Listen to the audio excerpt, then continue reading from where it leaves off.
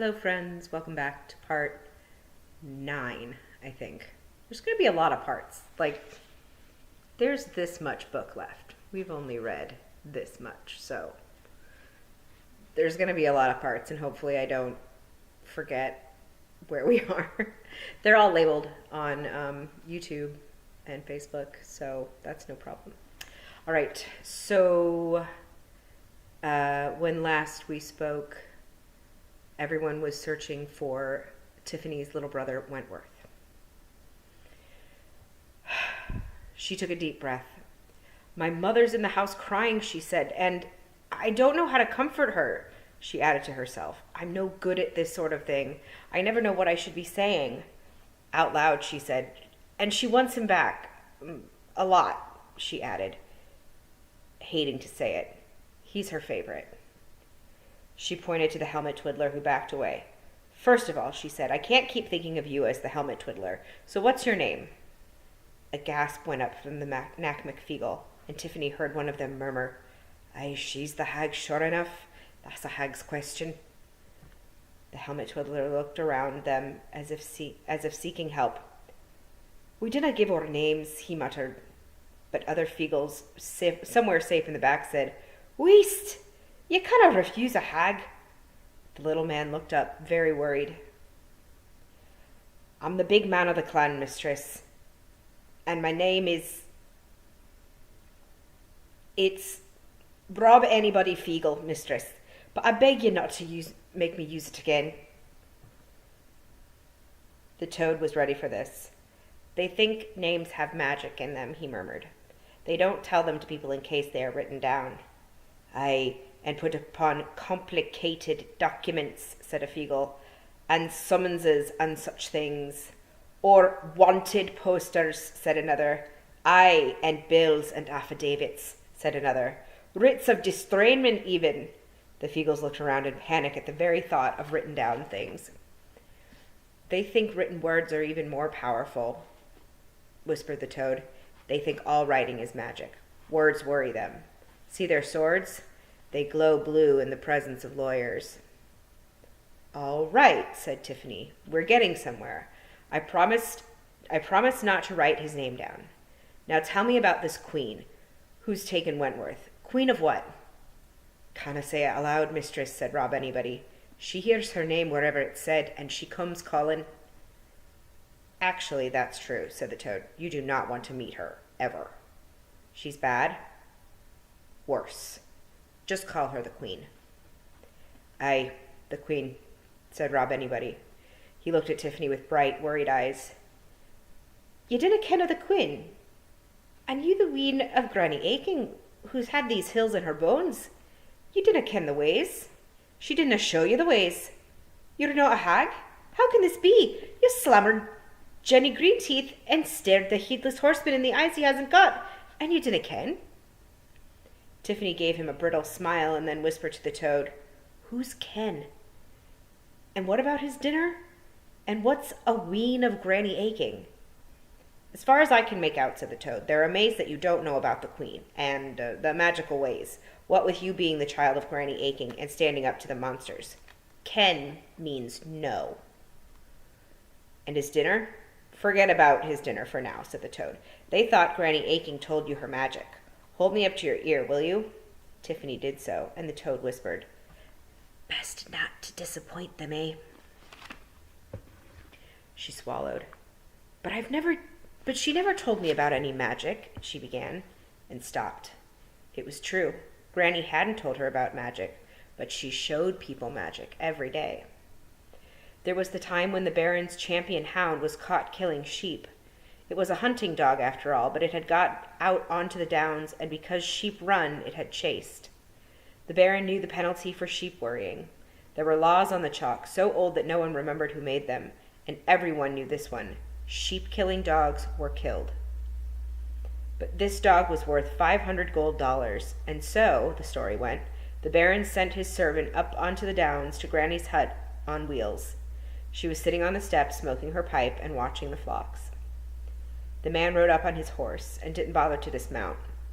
That was not a good thing to do if you wanted Granny Aching to be your friend. Iron-shod hooves cut the turf. She didn't like that. He said, "The Baron commands that you find a way to save his dog, Mistress Aching. In return, he will give you 100 silver dollars." Granny Aching had smiled at the horizon, puffed at her pipe for a while, and replied, "A man who takes arms against his lord, that man is hanged. A starving man who steals his lord's sheep, that man is hanged. A dog that kills sheep, that dog is put to death. Those laws are on these hills, and these hills are in my bones.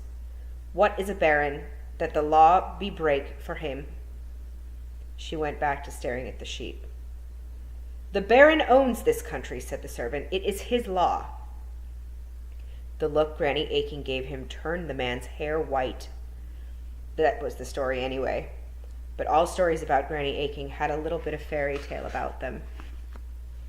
If it is as you say, his law, then let him break it and see how things then be, she said. A few hours later, the Baron sent his bailiff, who was far more important but had known Granny Aching for longer. He said, "Mrs. Aching, the Baron requests that you use your influence to save his dog. He will happily give you 50 gold dollars to help ease this difficult situation. I am sure you can see how this will benefit everyone concerned." Granny smoked her pipe and stared at the new lambs and said, "You speak for your master. Your master speaks for his dog. Who speaks for the hills? Where is the Baron? That the law be break for him." They said that when the Baron was told this, he went very quiet. Although he was pompous and often unreasonable, and far too haughty, he was not stupid. In the evening, he walked up to the hut and sat down on the turf nearby. After a while, Granny Aching said, "Can I help you, my lord?" Granny Aching, "I plead for the life of my dog," said the Baron. "Bring your siller. Bring your gilt," said Granny Aching. "No silver, no gold," said the Baron. "Good. A law that is break by siller or gilt is no worthwhile law. And so, my lord, I plead, Granny Aching. You tried to break the law with a word." "That's right, Granny Aching." Granny Aching, the story went, stared at the sunset for a while, and then said, "Then be down at the little old stone barn at dawn tomorrow, and we'll see if an old dog can learn new tricks. There will be a reckoning. Good night to you." Most of the village was hanging around the old stone barn the next morning. Granny arrived with one of the smaller farm wagons. It held a ewe with her newborn lamb. She put them in the barn. Some of the men turned up with the dog. It was nervous and snappy, having spent the night chained up in a shed, and it kept trying to bite the men who were holding it by 2 leather straps. It was hairy and had fangs. The Baron rode up with the bailiff. Granny Aching nodded at them and opened the barn door. "You're putting the dog into the barn with a sheep, Mrs. Aching," said the bailiff. "Do you want it to choke to death on lamb?" This didn't get much of a laugh. No one liked the bailiff much. "We shall see," said Granny. The men dragged the dog to the doorway, threw it inside the barn, and slammed the door quickly. People rushed to the little windows. There was the bleating of the lamb, a growl from the dog, and then a baa from the lamb's mother. But this wasn't the normal baa of a sheep. It had an edge to it. Something hit the door, and it bounced on its hinges. Inside, the dog yelped. Granny Aching picked up Tiffany and held her to a window. The shaken dog was trying to get to its feet, but it didn't manage. It before the ewe charged again, 70 pounds of enraged sheep slamming into it like a battering ram. Granny lowered Tiffany again and lit her pipe. She puffed it peacefully as the building behind her shook and the dog yelped and whimpered. After a couple of minutes, she nodded at the men, and they opened the door. The dog came out limping on 3 legs, but it hadn't managed to get more than a few feet before the ewe shot out behind it and butted it so hard that it rolled over. It lay still. Perhaps it had learned what would happen if it tried to get up again. Granny Aching had nodded to the men, who picked the sheep up and dragged it back into the barn. The Baron had been watching with his mouth open. "He killed a wild boar last year," he said. "What did you do to him?" He'll mend, said Granny Aching, carefully ignoring the question. 'Tis mostly his pride that's hurt. But he won't look at a sheep again. You have my thumb on that. And she licked her right thumb and held it out.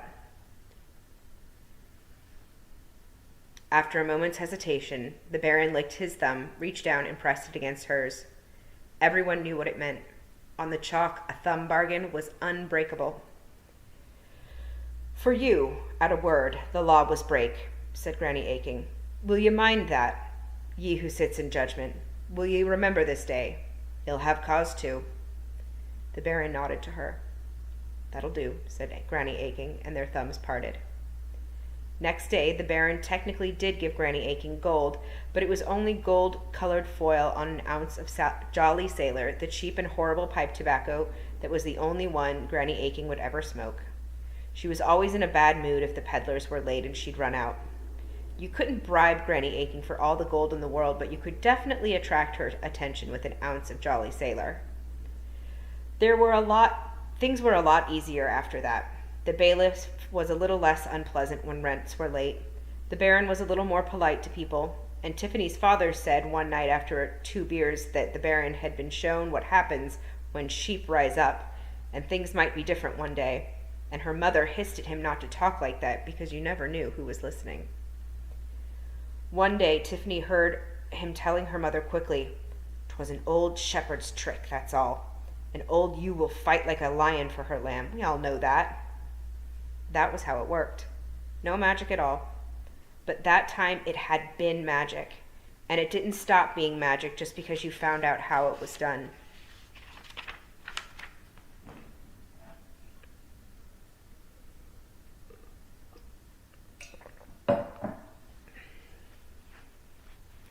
The Knack McFeegle were watching Tiffany carefully, with occasional longing glances at the bottle of special sheep liniment.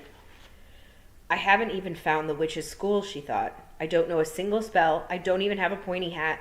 My talents are an instinct for making cheese and not running around panicking when things go wrong. Oh, and I've got a toad. And I don't understand half of what these little men are saying, but they know who's taken my brother. Somehow I don't think the Baron would have a clue how to deal with this. I don't either, but I think I can be clueless in more sensible ways. I remember a lot of things about Granny Aching, she said. What do you want me to do? The Kelda sent us, said Rob Anybody. She sensed the Queen coming. She kenned there was going to be trouble. She told us, it's going to be bad. Find the new hag who's kin to Granny Aching. She'll ken what to do. Tiffany looked at the hundreds of expectant faces. Some of the Feagles had feathers in their hair and necklaces of mole teeth. You couldn't tell someone with half his face dyed dark blue and a sword as big as he was that you weren't really a witch. You couldn't disappoint someone like that. And will you help me get my brother back, she said. The Feagle's expressions didn't change. She tried again. Can you help me steal my brother back from the Queen? Hundreds of small yet ugly faces brightened up considerably. Ah, now you're talking our language, said Rob Anybody. Not quite, said Tiffany. Can you all just wait a moment? I'll pack some things, she said, trying to sound as if she knew what she was doing. She put the cork back on the bottle of special sheep liniment. The Knack McFeegle sighed. She darted back into the kitchen, took some bandages and ointments out of the medicine box, put the bottle of sheep liniment into her apron pocket because her father said it always did him good, and, as an afterthought, added the book Diseases of the Sheep, and picked up the frying pan. Both might come in useful. The little men were nowhere to be seen when she went back into the dairy. She knew she ought to tell her parents what was happening, but it wouldn't work. It would be telling stories. Anyway, with any luck, she could get Wentworth back before she was even missed. But just in case. She kept a diary in the dairy. Cheese needed to be kept track of, and she always wrote down details about the amount of butter she had made and how much milk she'd been using. She turned to a fresh page, picked up her pencil, and with her tongue sticking out of the corner of her mouth, began to write. The Knack McFeegle gradually reappeared. They didn't obviously step out from behind things, and they certainly didn't pop magically into existence. They appeared in the same way that faces appear in clouds and fires. They seemed to turn up if you just looked hard enough and wanted to see them. They watched the moving pencil in awe, and she could hear them murmuring, "Look at that writing stick now. Will you bobbing along? That's hard business. Ah, she has the kenning o' the writing, sure enough.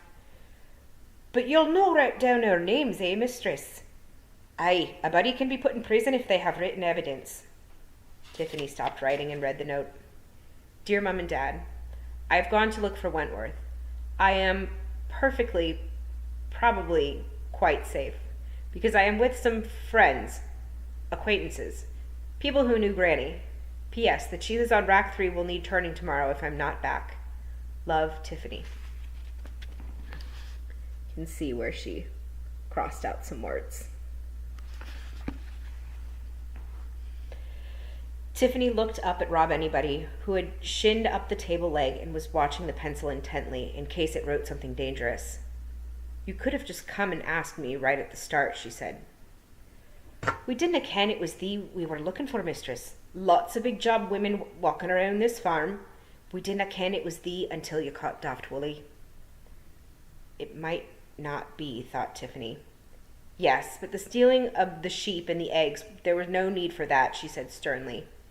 "But there wasn't a nail down, mistress," said Rob Anybody, as if that was an excuse. "You can't nail down an egg," snapped Tiffany. "Ah, well, you'd have the kenning o' why stuff like that, mistress," said Rob Anybody. "I see you done with the writing, so we'd best be going. You hae your besom?" "Broomstick," muttered the toad. No," said Tiffany. "The important thing about magic," she said haughtily, "is to know when not to use it."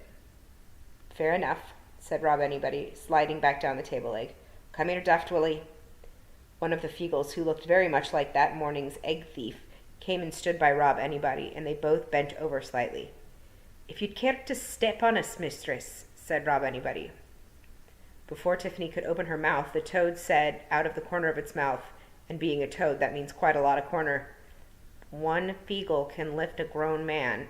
You couldn't squash one if you tried." "I don't want to try." Tiffany very cautiously raised a big foot. Daft Willie ran underneath it, and she felt the boot being pushed upward. She might as well have trodden on a brick. "Now the other wee booty," said Rob Anybody. "I'll fall over." "Nay, we're good at this." And then Tiffany was standing up on 2 pixies. She felt them moving backward and forward underneath her, keeping her balanced. She felt quite secure, though. It was just like wearing really thick soles. "Let's go," said Rob Anybody down below. "And don't worry about yon pussycat scraffing the wee birdies. Some of the lads is staying behind to mind things." Ratbag crept along a branch. He wasn't a cat who was good at changing the ways he thought, but he was good at finding nests, and he'd heard the cheeping from the other end of the garden, and even from the bottom of the tree he'd been able to see 3 little yellow beaks in their nest. Now he advanced, drooling, nearly there. 3 Knack McFeagle pulled off their straw beaks and grinned at him. "Hello, Mr. Pussycat," said one of them. "You dinna learn, do you? Cheep!" And that is where I will stop. And the next time I see you, we will begin chapter 5. Again, if you have any questions, please just email me, and I will see you guys soon. Bye.